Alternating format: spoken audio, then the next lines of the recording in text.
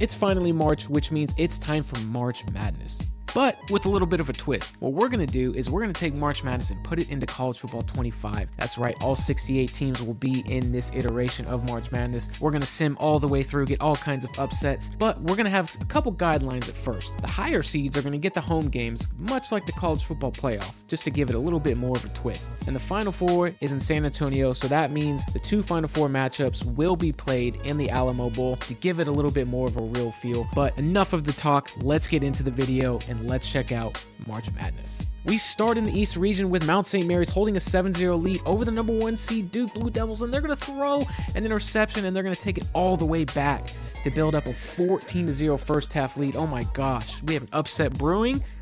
No, we don't. Duke has come all the way back, and they're going to score late in the fourth quarter to give themselves the lead and ultimately give themselves a victory over the 16 seed Mount St. Mary's. In the East region, we move to the 8 seed Mississippi State Bulldogs hosting the number 9 seed Baylor Bears. And these two teams have actually swapped quarterbacks before. That's right, Blake Shapen, who is a Baylor, and Sawyer Robertson, who is a Mississippi State. They have now swapped schools. It should create for an interesting matchup here. And Sawyer Robertson, the former Mississippi State Bulldog, is going to roll out for Baylor, and he is going to run it all the way in the fourth quarter, extend the lead to 21-7. But Mississippi State would not go away quietly. They bring it to within 7. They have the ball late driving. He drops back to pass, and he takes a sack. It looks like an incomplete pass, but unfortunately, he did take a sack.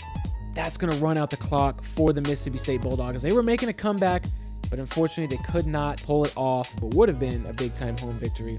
And the 9 seed Baylor Bears have pulled off the upset and moved on to the next round. We move on to the 5 seed Oregon Ducks hosting the number 12 seed Liberty Flames. And this is actually a football rematch. That's right, these two teams met in the Fiesta Bowl a couple years ago, and Oregon absolutely obliterated them.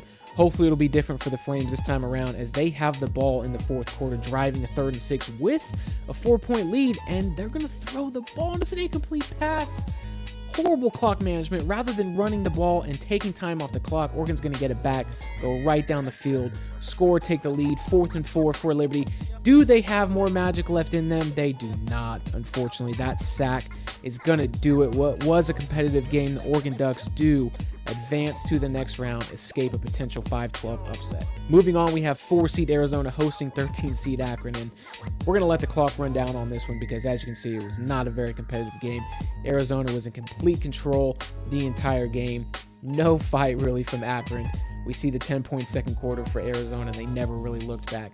Arizona is going to move on in the East region. Now for the 6 seed BYU Cougars hosting 11 seed VCU. And look at this, VCU driving to make it 14-3 in the first half.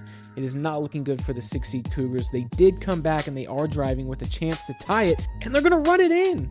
How about it? They tie the game late. But VCU is going to get one last crack at it, and that field goal will walk it off for VCU. They are going to move on in the East region. We love an 11-6 upset, and we have one already early in this iteration. We move on to 3 seed Wisconsin hosting number 14 seed Montana. It's been all Wisconsin all game, but Montana is going to bring it to within 1 score late in the fourth quarter.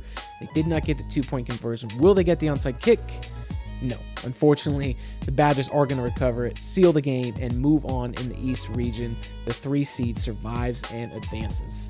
We move on to 7 seed St. Mary's hosting number 10 seed Vanderbilt in a stadium that definitely looks very familiar. That's right, it's the Liberty Flames Stadium, obviously a place that I'm pretty familiar with. Be sure to check out my video that I did on my dynasty with the Liberty Flames. It's definitely a good one, and this is a really good touch with the colors, but different stadium for sure. It's been a pretty competitive game all day between these two teams, with Vanderbilt here in the third quarter looking to break the tie with a touchdown of their own, and they do go up 21-14. They will kick a field goal later on to extend their lead to 10, but St. Mary's is not going to go away quietly here late in the fourth quarter. They're going to punch it in, bring it within 3. Do they have any last-second magic left to pull? No, they do not, unfortunately. They will fall to the 10 seed Vanderbilt. We do love a 10-7 upset as well. What a great game, competitive game that was too. Look at Diego Pave, man, completed 100% of his passes. He was on point all game. Vanderbilt will survive and advance. We close out the first round of the East region with 2 seed Alabama hosting 15 seed Robert Morris. And Alabama is going to extend their lead with this touchdown pass. Now the pressure's on Robert Morris. Are they going to have an opportunity to tie this game? They are going to go down the field and score here to bring it within 3. It's going to come down to an onside kick yet again with a minute left. They could stop the clock if they don't get it.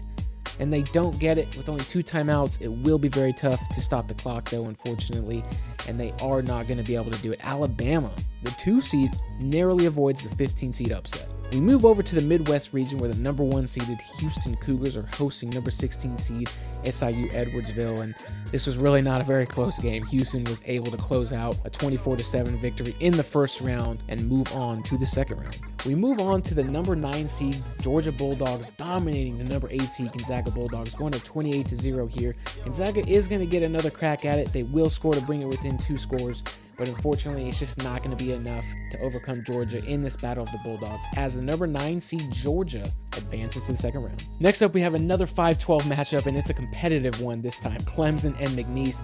I actually have the full game uploaded on my channel. I encourage you guys to check out the full game of this. It was so entertaining, so competitive. We see Clemson here scoring, going for 2. And now it's McNeese's turn on 4th and goal in overtime. Do they have one last hope? No, they don't. It's an interception in the end zone. And that's going to do it for the potential Cinderella run from McNeese, as number 5 seed Clemson, with a thrilling victory in the first round, they advance. We move on to 4 seed Purdue hosting 13 seed High Point. As you can see, not much to see in this game. It was pretty much Purdue from the first snap. They advance to the second round. We move on to the number 6 seed Illinois Fighting Illini hosting number 11 seed Xavier. Illinois is going to extend their lead with about 2 minutes left in the fourth quarter. A pivotal time for Xavier as they drop back on 1st and goal, and they will find the end zone as well to bring it within 3. We know what time it is, man. Time for an onside kick. Do they have one last shot? No, they do not. Illinois is going to recover and avoid a potential upset in the first round, as the number 6 seed Fighting Illini fight off a competitive Xavier team and advance to the second round. Now we get 3 seed Kentucky hosting 14 seed Troy, and as you can see, it was all Kentucky all day. With 31 first half points, the Wildcats are going to advance to the second round behind a very good day from Brock Vandagriff. We move on to 7 seed UCLA hosting 10 seeded Utah State, and Utah State is going in for the kill, and they are going to get it with this strong competitive run. That is going to send Utah State on to the second round. In the last game of the Midwest region, we actually have a competitive game between 2 seeded Tennessee and 15 seeded Wofford.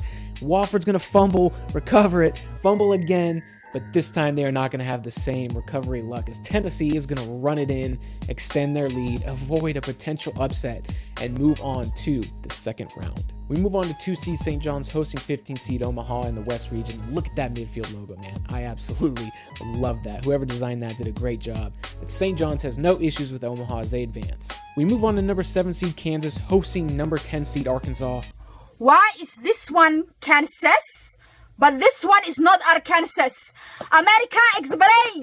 Explain! What do you mean in Arkansas? And these 2 teams have actually met before on multiple occasions. In basketball, Arkansas pulled off a huge upset to advance to the Sweet 16. And look at this thrilling 2-point play in the Liberty Bowl a couple years ago, as Arkansas would also escape in football after that thrilling basketball victory a couple years ago. Now who's going to get the better end of this March Madness version? Kansas is unfortunately finding themselves down 21-0 against a pretty competitive Arkansas team, and unfortunately, I think that's going to do it for the Jayhawks. They didn't stand much of a chance. It was 21-7 in the first half. Arkansas advances. 3 seeded Texas Tech is hosting 14 seed UNC Wilmington, and they're looking to punch it in to extend their lead, and they're going to do it to go up 14-7 late in the fourth quarter, and that would be it for Wilmington as Texas Tech advances. 6 seed Missouri and 11 seed Drake have been locked in a competitive battle all day in our next game, and they're going to punch it in to go up 2 scores. But Drake's got the ball. They have time. They have timeouts left. What are they going to do? That's not what they wanted to do. That's the wrong team. That's a pick 6. It's going to extend Missouri's lead to 3 touchdowns. It's late in the fourth quarter here, 4th and goal. Drake needs something, and they get a touchdown here, but unfortunately, I just don't think that that's going to be enough, as the 6-seeded Missouri Tigers survive and advance and move on to the second round. The 4-seeded Maryland Terrapins are hosting 13-seed Grand Canyon, and they are not going to have many issues with them all day, as they will punch it in here to advance to the second round. Or we move on to the number 5 seed Memphis Tigers hosting Colorado State, and on a pivotal 4th and inches, Memphis is going to punch it in, reduce the lead to 6. They get a pivotal stop and get the ball back. Now they have a chance to take the lead, and with a big time touchdown pass, Memphis is going to go up 14-13. What a game we have. Colorado State's going to get their crack at it too, and as time is winding down in the fourth quarter, another great ball down the field, and look at Colorado State. We have a shootout here in the final minutes of the fourth. Memphis is going to get one last chance at it. 3rd and 15. Unfortunately, a disastrous safety is going to do it for the Memphis Tigers as the 12 seed Colorado State Rams survive and advance. We move on to the number 8 seed UConn Huskies hosting the number 9 seed Oklahoma Sooners, and these two teams have actually met before in the Fiesta Bowl way back when, where Oklahoma absolutely dominated them, but UConn is going to get a chance at revenge, but they're not going to take it as the Sooners again dominated from start to finish. The number 9 seed goes on the road, gets a big-time victory behind a big game from quarterback Jackson Arnold. They definitely survived and advanced to the second round. We close out the West region with number 1 seed Florida hosting number 16 seed Norfolk State, where the Spartans are going to kick this field goal to close out the first half and go up 2, but Florida will respond with a field goal of their own as time wound down in the fourth quarter to retake the lead up 1. But Norfolk State's going to get one more shot at this 4th and 14. Do they have any magic left for an upset? No, they don't. Florida survives and advances. We move over to the South region where 2 seed Michigan State took on 15 seed Bryant and dominated from start to finish as Sparty advances to the second round. We move on to number 7 seed Marquette hosting number 10 seed New Mexico in another team builder home game. And look at the Lobos airing this out to take the lead late in the fourth quarter. Is Marquette on upset alert? They are. Look at New Mexico with a resounding 24-7 victory to move on to the second round. Next up is 3-seeded Iowa State hosting 14-seeded Lipscomb in a game that they pretty much dominated all day, but Lipscomb is going to score a long pivotal touchdown as time winds down in the fourth quarter. But unfortunately, it was just not enough to overcome the Cyclones, who survive and advance, moving on to the second round. 6-seeded Ole Miss hosted 11th-seeded North Carolina, and there weren't a lot of points scored, but Ole Miss ultimately scored more than North Carolina to advance on to the second round. Moving along, 4th-seeded Texas A&M took on 13th-seeded Yale, and it was all A&M all day, scoring 17 points in the second quarter to advance on to the second round. In similar fashion, 5th-seeded Michigan hosted 12th-seeded UC San Diego, where defense was very clearly optional, but ultimately Michigan scored more points and they advanced to the second round. 8th-seeded Louisville played host to 9th-seed Creighton, where there have been, again, a lot of points scored, and in a 10-point ball game, this safety from Creighton was just too much to overcome. The Louisville Cardinals advance to the second round of the tourney. And we are going to close out this first round with the number 1 overall seed Auburn Tigers hosting the in-state Alabama State Hornets, the 16th seed, and they are on historic upset alert. What a crazy tournament this would be to start with number 16 seed Alabama State defeating number 1 Auburn on the road, and with this interception, the Tigers are going to fall short and be eliminated by the 16 seed Hornets. What an unbelievable start to this tournament. What a way to close out the first round. A crazy in-state battle with number 1 overall seed Auburn being defeated. And we're going to stay here in the South region to kick off second round play as those pesky Alabama State Hornets are giving Louisville all they can handle. And look at this. He is going to unleash this deep bomb, perfectly thrown, perfectly placed. They're going to run it in to extend their lead over the 8 seed Louisville Cardinals. The Cinderella run looks like it's going to continue for Alabama State. Louisville's going to get another crack at it, but a costly interception for the Cardinals, unfortunately, is going to do it for them. The 16th seed Alabama State Hornets have advanced to the Sweet 16. What a story and what a run it has been for them. In the Brady Hart Bowl, we have 4th-seeded Texas A&M hosting 5th-seeded Michigan in a game that has not featured a lot of points. These two offenses have really struggled to get off the ground and get going. But as time's winding down in the fourth quarter, Michigan is going to cut Texas A&M's lead down in what is actually a Sweet 16 rematch from 2018. Can Texas A&M avenge their basketball loss? Yes, they can. In a 9-7 low-scoring effort, Texas A&M has found a way to defeat the Wolverines and advance to the Sweet 16. In another close fourth quarter game, we have 6-seed Ole Miss traveling to 3-seed Iowa State, but Ole Miss is going to take a 10-point lead in the fourth quarter. Does Iowa State have some more magic left in them? They are going to uncork a long touchdown.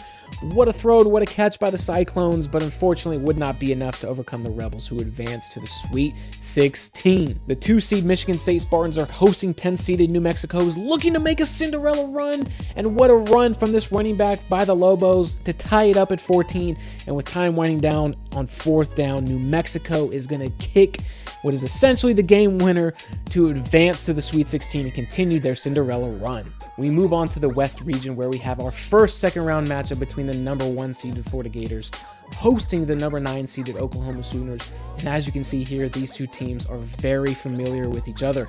Florida beat Oklahoma in the 2008 National Championship, but Oklahoma would return the favor in the 2020 Cotton Bowl by dominating the Gators. All of these two games setting up for another thrilling matchup in the March Madness sim. I have the full video to this game linked in this video above. You guys have to go check this out. It was a crazy game. We jump into the third overtime with Oklahoma going for their 2-point conversion, and they're not going to get it. They're not going to get it. They're going to open the door for Florida to score and move on to the Sweet 16. As you can see here, we're going to have Lagway drop back to pass, and he's going to find his guy in the back of the end zone. What a crazy game. Again, you guys have to go watch the full version of it. It was crazy. Florida advances to the Sweet 16. Moving on, we have the 4th seeded Maryland Terrapins hosting the 12th seed Colorado State Rams, and a pretty competitive game here in the fourth quarter as Maryland's going to punch it in and tie it all up at 7. The Colorado State is going to get a chance to respond here with the long field goal as the time winds down. He's going to knock it through, and the 12th-seeded Colorado State Rams continue their Cinderella run, advancing on to the Sweet 16. We move on to this matchup between two former Big 12 foes, 3-seeded Texas Tech and 6-seeded Missouri, and the Red Raiders, unfortunately, with a very untimely interception as the first half winds down, puts points on the board for Mizzou, and unfortunately, Texas Tech just hasn't been able to overcome a slow start, and it's another pick 6 to the same guy. Oh my gosh, Mizzou, 14 defensive points. That was going to be all she wrote for the Red Raiders. The 6-seeded Missouri Tigers are advancing on to the Sweet 16. We move on to another low-scoring competitive matchup between the 2nd-seeded St. John's Red Storm hosting 10th-seeded Arkansas, and a last-second field goal to walk it off is going to send St. John's to the Sweet 16. Over in the Midwest region, it's been all Tennessee all day in their second-round matchup against the 10th-seeded Utah State Aggies, with a 31-0 shutout that's going to propel Tennessee forward to the Sweet 16. We move on as another fellow SEC team takes on the 6-seed Illinois Fighting Illini. 3-seed Kentucky is holding a 10-0 lead, but Illinois is going to punch it in, cut the lead down, and after a couple big-time stops, they're going to get the ball back, drive down the field, punch it in again. What can 3-seed Kentucky do? We know Brock Vandagriff had a great first game. He's going to drop back to pass and air it out down the sideline. A big-time catch-and-run opportunity for Kentucky to go back ahead. All these points being scored in the final couple minutes here. What a great game it's been. And unfortunately for Illinois, it won't be enough to overcome the 3-seed Kentucky Wildcats who survive in advance. Jumping ahead, we have the 4th-seeded Purdue Boilermakers hosting 5th-seeded Clemson in a game that has largely been dominated by Purdue, but we're going to see Clemson air it out here to cut the lead down. But that's just not going to be enough. Purdue is going to defeat the Tigers and advance yet again to the Sweet 16. We close out the Midwest region with the number 1 seed Houston Cougars hosting number 9 seed Georgia, and Georgia is going to find a catch and run opportunity here to retake the lead in the first half. Houston's not going to be outdone though. They're going to drive down the field here as that first half is winding down. 1st and goal, drop back to pass, find Malik Carr in the back of the end zone to retake the lead. We jump ahead to the 4th quarter, 1st and goal again, and who else but Malik Carr is going to punch it in again for the Cougars to extend their lead. That's not going to be it. Georgia's going to have an opportunity here to do something as the 4th quarter advances. They drive down, 1st and goal, great dump off there, run it in.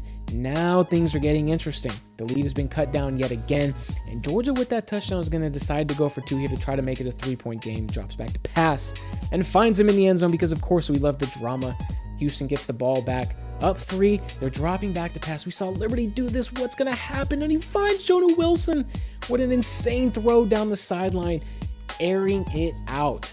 We love the points being exchanged here. We've got ourselves a shootout. Defense is optional. Georgia down 10 as the 4th quarter comes to the 2-minute warning, and they respond with a bomb of their own to again cut the lead down to 3 points. We're just going to kick a field goal here on 4th and 4. A long clutch kick to tie the game up. We are going to head into overtime. Georgia would kick a field goal again to start overtime, and Houston with the big-time touchdown after Georgia kicked the field goal is going to walk it off in a thrilling game. They will advance to the Sweet 16. In the East region, it is 2-seeded Alabama hosting 10-seeder Vanderbilt in this all-SEC battle. And we remember the last time these two teams met. It was a very thrilling battle last season on the gridiron, with Vanderbilt upsetting number 1 Alabama Crimson Tide. And Alabama finds themselves down yet again to Vandy in the fourth quarter. 7 points here, but Alabama is going to find a way to run it in because they are Alabama. And they're going to tie this game here. We've got a very, very entertaining battle here. As time continues to tick, they get a stop and they run it in yet again to go up by 7. And that is going to be too much for Vanderbilt to overcome. Alabama gets the revenge and advances on to the Sweet 16. We move ahead to 3-seed Wisconsin hosting 11-seed VCU in this second round matchup. And we've had a really competitive game all day, with Wisconsin running it in without any issues, mind you, to retake the lead against VCU. But VCU, we know about them, man. They're not going to go away easily. 4th and goal here as time's winding down the fourth quarter. And they're not going to get it. Wisconsin with a pivotal stop, but VCU is going to get the ball back again. Last seconds of the game, time is winding down. The quarterback's going to take off again. He's going to find the end zone. What a run. What a finish. The 11th seeded VCU Rams. They survive in advance, move on to the Sweet 16 after a huge upset. Arizona didn't get much love in their first round breakdown because they absolutely dominated Akron, but they've got their hands full a little bit in the second round matchup between the 5th seeded Oregon Ducks. Man, these two former Pac-12 schools used to battle it out in football every year. Super competitive games, some good ones in basketball too. Arizona with this 10-point lead, they're going to see it shrink with a touchdown from Oregon as we go under 2 minutes in the fourth quarter. 3rd and 6 here, clock's winding down. Arizona's going to draw back the pass, and they find a receiver down the field. We know how hit or miss that strategy has been for teams as time is winding down in the fourth quarter, preserving a lead. Worked for them with another touchdown to again extend the lead to 10 points. And time is winding down on the Oregon Ducks here. 4th and 16, and they've got a guy wide open, and they are going to score. Arizona with some bad defense when it really mattered, but it's not going to matter this time. Arizona is going to secure the victory over the Oregon Ducks. Very competitive game as Arizona advances to the Sweet 16. We close out these second round matchups with the start of the fourth quarter with number 1 seed Duke holding a commanding lead over 9 seed Baylor, but Baylor is going to respond with a touchdown of their own to make things a little bit more interesting as we open up and move into this fourth quarter. Baylor with the risky decision to go for 2, down 8. Sawyer Robertson is going to extend the play and find a receiver in the end zone. We have a 6-point ball game, and Duke couldn't get anything going all quarter. Baylor, as time is winding down, a great throw in the back of the end zone. A last-second lead for the Baylor Bears. Duke's offense severely let them down, and it would be Baylor who advances on. We'll stick around the East region to kick things off in the Sweet 16 with the number 4 seeded Arizona Wildcats jumping out to this first half lead against the number 9 seeded Baylor Bears in this all Big 12 matchup. And Arizona has not let their foot off the gas pedal, but Baylor is going to respond with a touchdown of their own early in the fourth quarter. There's going to be some time left for them to do some things. It's an 8-point ball game. We know Baylor likes to go for 2. Sawyer Robertson, who else, man? Extend the play, find the 2-point conversion, and Arizona hasn't done anything on offense all day in the fourth quarter. 6-point ball game. What's going to happen? A Baylor interception. So untimely. Not what they needed in that situation on 3rd and 10. And unfortunately, that's going to do it for the Bears as the Arizona Wildcats move on to the Elite 8. We move ahead now to the 11th seeded VCU Rams and their Cinderella run, traveling to Tuscaloosa to take on the number 2 Alabama Crimson Tide. And look at that, VCU drawing first blood, going up early. I like it, but Alabama's going to get a chance to respond all on their own. They are the number 2 seed for a reason. They're going to punch it in to tie it all up at 7. We've got ourselves a pretty competitive ball game early on. Does VCU have any more upset magic left? No, they don't. It's 28-10 in the fourth quarter. They do have the ball. They are going to draw back to pass and air it out for a great touchdown, cut into this Crimson Tide lead. But unfortunately, it's just not going to be enough to overcome as the number 2 seeded Alabama Crimson Tide move on to the Elite 8. In another competitive Sweet 16 matchup, we have the number 1 seeded Houston Cougars hosting 4 seeded Purdue, and Houston is going to drive this field goal home. In some of the last seconds of this game, what is Purdue going to do to respond? They drop back to pass, 2nd and 10. Time's winding down, and you can't take a sack in that situation. Unfortunately, that is going to do it for the Boilermakers as the number 1 seed survives and advances all the way on to the Elite 8. In this all-SEC matchup, continuing on, the 2-seeded Tennessee Volunteers are hosting 3-seeded Kentucky, and Kentucky has been dealing all tournament. They've put the ball in the air. It's been some really good passing stuff that they've done, but Tennessee is going to get a chance to respond with a good quarterback of their own as Nico pulls it and takes it, but the the pivotal fumble, and it's scooped up by Kentucky. An untimely turnover. That is not what Tennessee needed. Kentucky is able to kick a field goal and extend their lead, but Tennessee is not out of it yet. They drop back to pass, air it out. Beautiful throw, beautiful catch.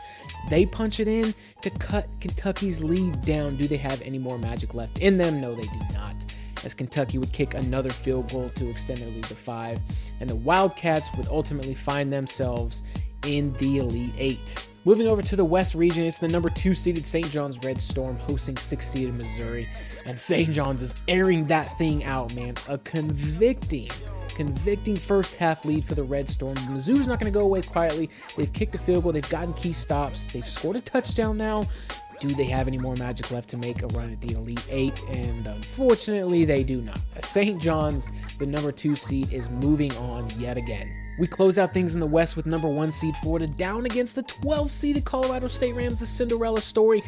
But it's not Cinderella on this play, as the Colorado State quarterback finds the Florida DB for 6 points for the Gators to make it a 7-7 ball game. On the ensuing possession, Colorado State's going to draw back to pass, and he is going to find another Florida DB. Now, while the Florida DB is not going to run it in this time, he's going to set them up nicely to convert and go up 14-7. Colorado State with the ball again, and this time he finally finds a guy in a Colorado State uniform, and we've had some shootout fireworks here in this first half. It's a 14-14 ball game. Colorado State's not going to go away quietly. Now they've got the lead in the first half still, but Florida's going to respond with a huge score of their own on the catch and run opportunity from DJ Lagway. 21 points for both teams. What an insane first half. It won't be enough for Colorado State to overcome, though, as Florida extends their lead and advances on. In the South region, we have another Cinderella run from the number 10 seeded New Mexico Lobos, who had to travel to 6 seeded Ole Miss, and Ole Miss has kind of been a force in this tournament. Look at New Mexico. As the fourth quarter moves on, they have taken the lead over this very impressive Ole Miss team, but Ole Miss would not be denied. They kick a field goal of their own to tie it up, and as time winds down, the Rebels are going to nail this kick. What a great kick that was. They're going to nail this kick and end the Cinderella run from New Mexico, moving on to the Elite 8. And closing out the Sweet 16 in the South region is the ultimate Cinderella story, the Alabama State Hornets, who had to travel to number 4 seed A&M.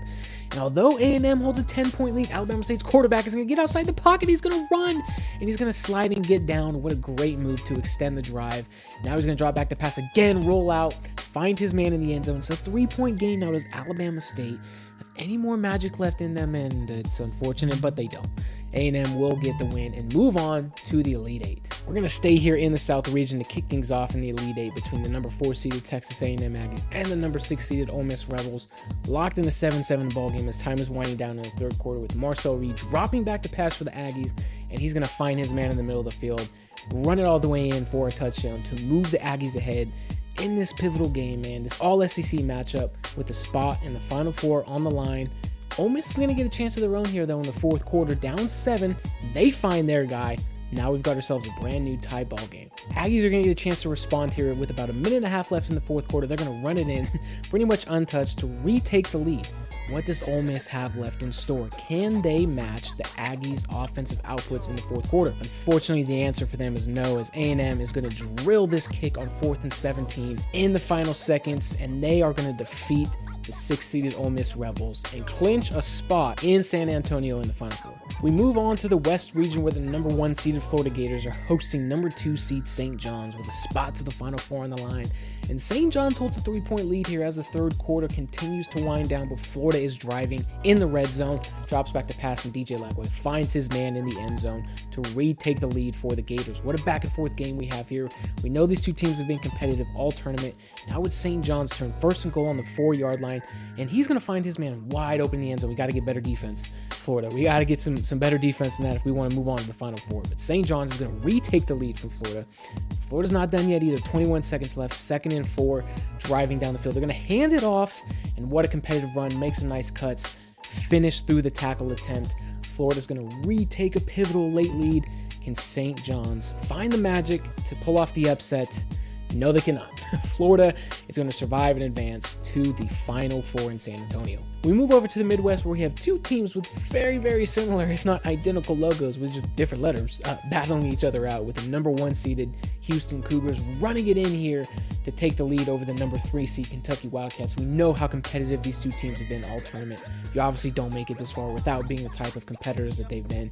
But Houston has a 7-3 lead. They're going to find another guy in the end zone, pretty much uncovered, to go up 14-3. What can Kentucky do in response? They find themselves down 2 scores here, but on 3rd and goal, they're going to throw it in the end zone, bring it to within 1 score. What can they do in response? 4th and 10, 22 seconds left. Here is the ball game for Kentucky. They drop back to pass. Does Vandergriff have it? He's got a guy open down the sideline. He gets out of bounds, preserving time. What a great finish we have. This is the ball game. 4th and 10, 6 seconds, down 7 points. What can Kentucky do? They're going to put it in the air. Oh, and it's incomplete, unfortunately. Not enough for the Wildcats. The Houston Cougars will advance to San Antonio and move on to the Final Four. Our final Elite 8 matchup takes place in the East region between the number 2 seed Alabama and the number 4 seed Arizona. And Alabama's just going to put it on up there, and he's going to score. Uncovered, wide open. Sure, if it works, it works. Who else but Ryan Williams? The Tide take a 14-7 lead, but Arizona, we know them, man. They're not going to go away quietly. 3rd and 13, they need something here, and Fafita's going the wrong way. 4th and 25, that is not what Arizona needed if they want to stay competitive in this ball game. They're down 14, 21-7, 4th and goal, 2:40 left. They're going to find the end zone. Arizona is not out of this yet. We've got a competitive game. They're down 8. They want to go for 2. Can they punch it in? He is going to walk in. 21-15. They're not out of this. Yeah, they are. Unfortunately, they are.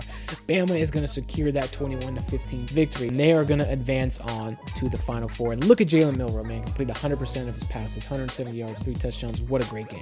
Welcome, everybody, to the Final Four with number 1 seed Houston taking on the 2 seed Alabama Crimson Tide. We open it up here in the second quarter. No points on the board. That is until Alabama's going to hand it off, power it in there. We have a 7-0 ball game for the Tide, but Houston's not going to be undone here now either. Second quarter is kind of coming to a close.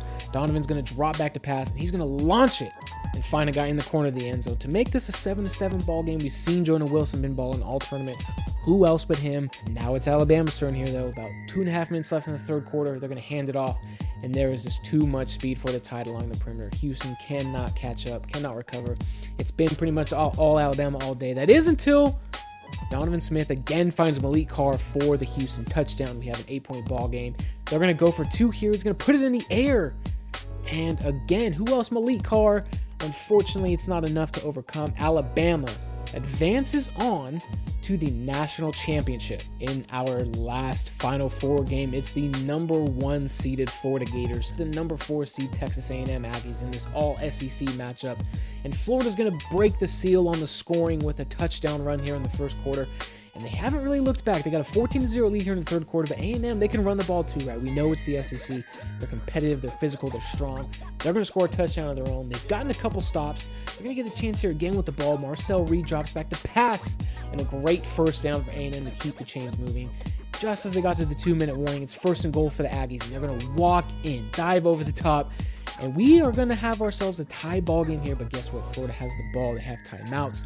They have time left. DJ Lagway is going to drop back to pass. A great throw underneath, get the first down, extend the drive, and with 7 seconds left and a long kick, mind you, Florida is going to absolutely drill it. Absolutely drilled it. A&M has 1 second left, down 3. Do they have last second, last play magic? Marcel Reed drops back to pass. He's going to put it in the air. It's going to be short, and it's going to be intercepted. The Florida Gators will advance to the national championship. Ladies and gentlemen, we have an all-SEC national championship game between the number 1 seeded Florida Gators and the number 2 seeded Alabama Crimson Tide. If you know anything about these two teams, you know the battles that they used to have on the gridiron, man. These games used to determine SEC championships. Shoot, they used to determine national championship appearances with both teams trading punches, right? We know the Nick Saban era, how dominant it was for the Tide. But the Tim Tebow era with Florida 2 was super dominant. But these two teams, man, have always had great matchups. I'm excited to do it again. And with this being the Natty, we're going to bump the time up to 15-minute quarters and really let these two teams battle out. So let's get into it here. In the first quarter, we've got a 0-0 ball game, but DJ Lagway with the shot down the sideline. Can Alabama catch him? I don't think so. And look at that. First quarter touchdown, long play, Florida with the explosive to break the seal on scoring. But Alabama's going to get a chance to respond all their own. It's Milroe drops back the pass. And who else but Ryan Williams, right? 7-7 ball game here in this all-SEC battle. Alabama's kind of maintained that lead throughout the first half. It's 4th and goal for Florida. They got to score and get points, and what a great run that was. They bring it within a single possession. Alabama's going to get the ball back here. Milroe's going to drop back to pass, and he's going to air it all the way out. And they get behind the defense, and who else but Ryan Williams? Stop me if you've heard this before. They're going to jump out to a 2-possession lead. Florida's going to have to do something here if they want to respond. It's still the second quarter. They found a way to cut the lead down a little bit. Lagway airs it out, and now we have a tie ball game. Look at this, man. This national championship is not disappointing. It's 28-28. Florida's got the ball again. They were able to get a stop, but Lagway, he puts it in the air and he throws it into the end zone, but he throws it to an Alabama defender. That's not what they wanted or needed. We've got a 34-34 ball game. They've exchanged field goals, but it's Florida who's going to get back into the end zone again. We went so long without some touchdowns again. As I said, they exchanged field goals. About 6 minutes left, though, down 7. Ooh, very close, very pivotal touchdown for the Crimson Tide as he is going to do his dance, and we have got ourselves another ball game. We move into overtime, 4th and inches here. They don't want to go for it. They're just going to kick the field goal, and Florida is going to get on the board in overtime, but Alabama's going to have a chance to respond here. If they score a touchdown, it's over. It's 2nd and goal, and they're going to run it.